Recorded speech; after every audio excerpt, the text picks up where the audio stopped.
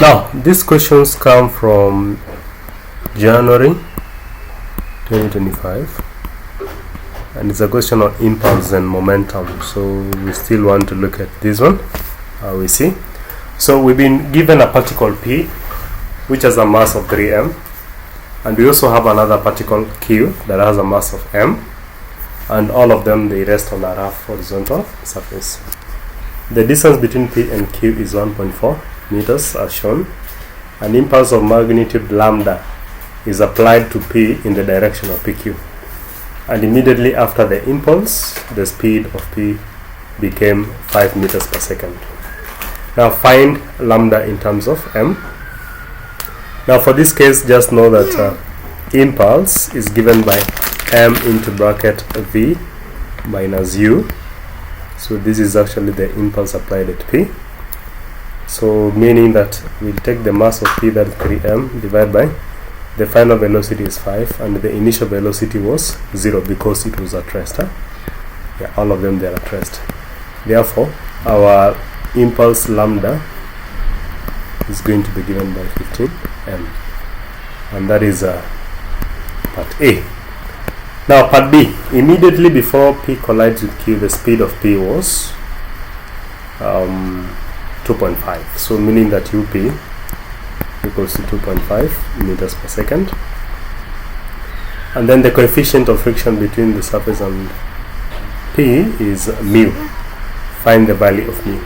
Now, one thing that you have to know, this is a rough horizontal surface, and this particle has been decelerating because, remember, it was the particle P that was set to motion, moving with an initial velocity of 5, and that initial velocity came as a result of the impact by something which created that impulse.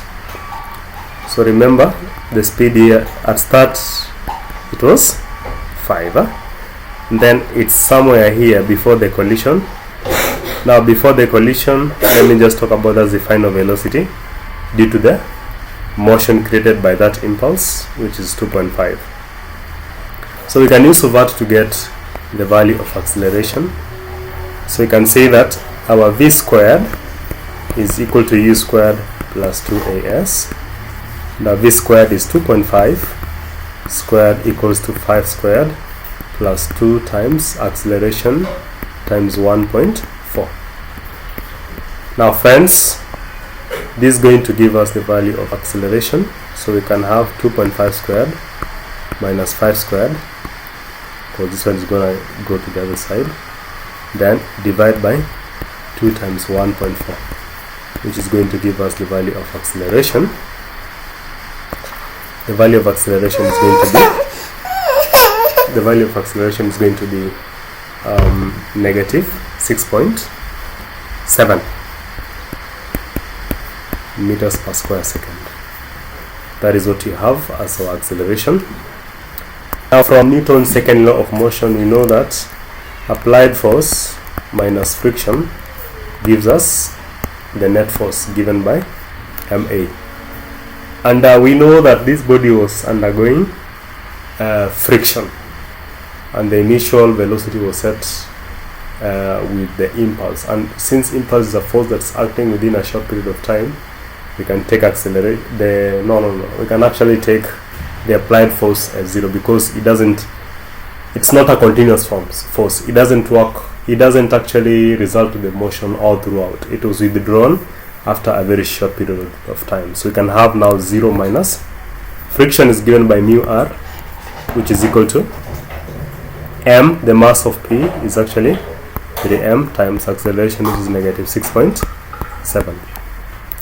Now we know that this object was applied on a surface, so for it to stay in the surface, the reaction force must be the same as its weight, and therefore the reaction force should be 3mg. So let's apply and solve.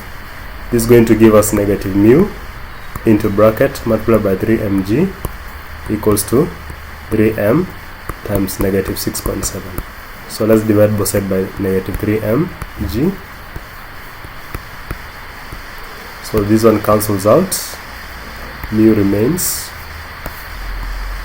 this one cancels out this one here, negative cancels negative, and then in this case negative cancels negative, 3m cancels 3m, so we're going to have 6.7 over g, which is going to give you the value of mu as 0.68.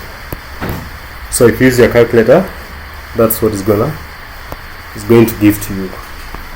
But see, immediately after P collides with Q, the speed of Q became 2.1.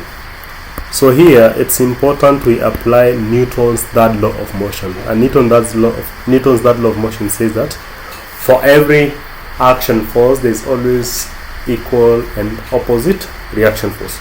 So meaning that if P struck Q, the impulse on P should be the same as negative. The impulse on Q should be the same as the negative impulse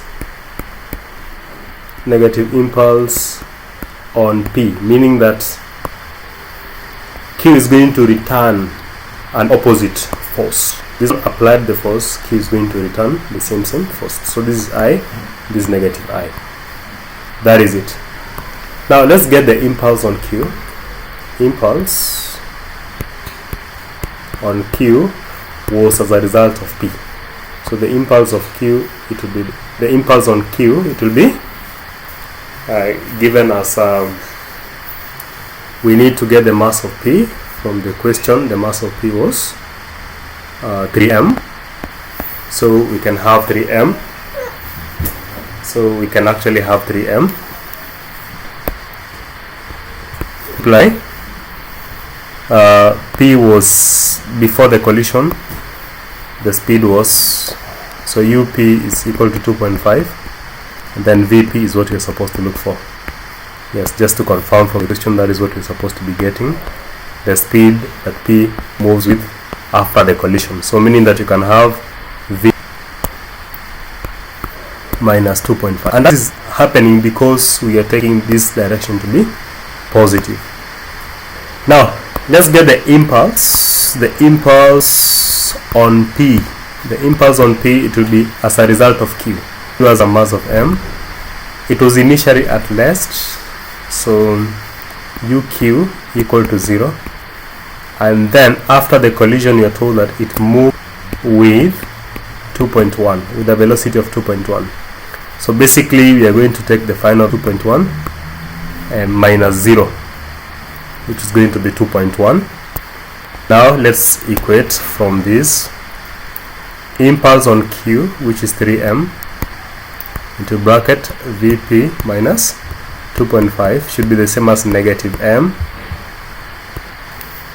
into 2.1. So you can cancel out the m's, and then we expand. So this is going to give us 3Vp minus 7.5 equals to negative 2.1, and this is going to give us 3Vp as, if you take this to the other side, we are going to get 5.4, and this is going to give us final velocity of P as 1.8. So meaning that this means that after collision, you can actually write here, we say after collision